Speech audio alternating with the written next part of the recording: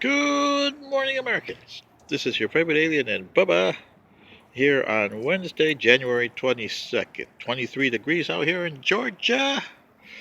Had to use Bubba's Santa outfit because I still haven't got a chance to get him a new one yet. It's been cold here.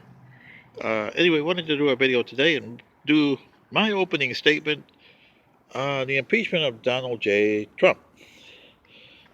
So here goes.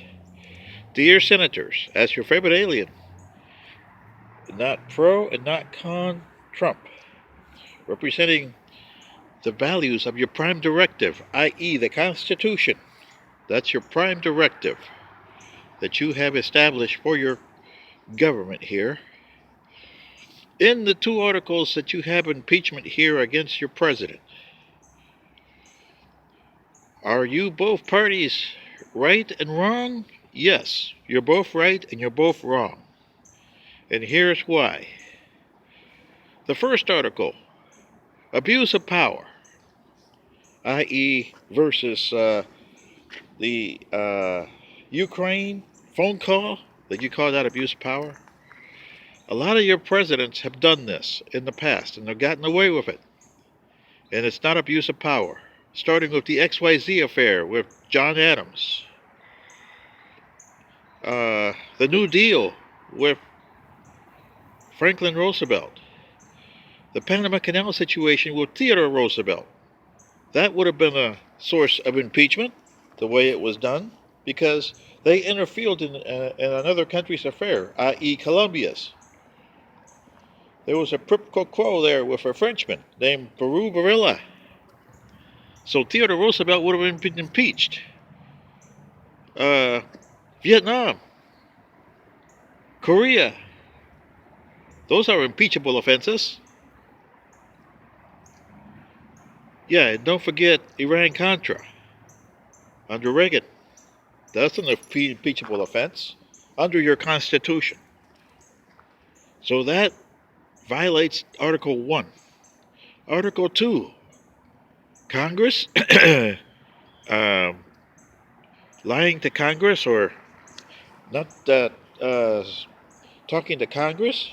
Hey, all the presidents since John Adams are guilty of that, big time. And Congress is guilty of being liable to the president, i.e. Andrew Johnson.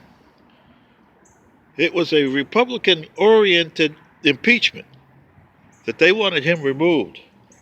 They even had an act called the Tenure of Succession Act that they passed just for Andrew Johnson to get him impeached. So you see, it works both ways there. So therefore, your two articles of impeachment I submit, Democrats, are null and void. The question of whether Donald John Trump is impeachable is yes, but under the Constitution, not under your political sham system that you did here. Could I have impeached him? Oh, yes. You never went to the Supreme Court when he fired Sally Yates. And to verify, number one, whether her firing was unlawful, unconstitutional. Number two, whether the articles of the tribal bans he was trying to pass at the time, were they constitutional? You never went to a federal court to say that. That would have been, then your articles of abuse of power would have been substantiated there.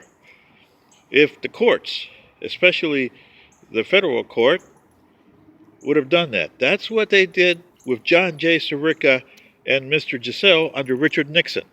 That's why the articles that he had got teeth. And he had to resign. Because the Democrats had him and the Republicans had no choice but to change their vote to impeach, yes. And he knew the writing was on the wall. The two last presidents you tried to impeach, Donald John Trump and William Jefferson Clinton, no, because it's been a political sham on both sides, Republicans and Democrats.